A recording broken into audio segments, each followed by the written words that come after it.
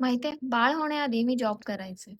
महिन्यातून एकदा तरी 2-3 तास पार्लरमध्ये जायचे. अंघोळ करायलाही मी 20 टू 25 मिनिट्स घ्यायचे आणि आता त्या सगळ्या गोष्टी मी खूप मिस करते. कारण आता अंघोळीसाठी मी 2च मिनिट घेते.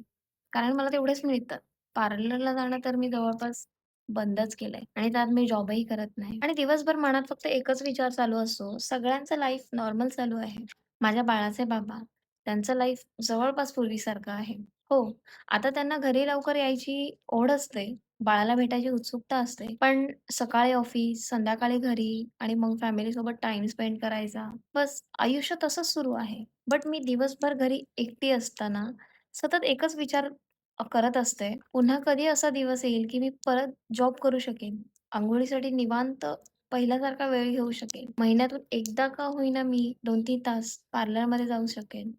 मला माहिती आहे, माझ्यासारख्या खूप साऱ्या आई अशा आहेत, ज्यांच्या मनात हेच विचार चालू असतात. आपण पुन्हा आधीसारखं आयुष्य कधी जगू शकू का? बाळासोबत खूप आनंद आहे, खूप प्रेमही आहे. सगळंच खूप सुंदर आहे. पण आधीसारखं नवऱ्यासोबत निवांत वेळ घालवता येईल का? आणि कुठलीही घाई न करता मनसोक्त गप्पा मारता येतील का? स्वतःसाठी 2 क्षण का होईना काढता येतील का? हेच काही विचार दिवसभर माझ्या मनात येत असतात.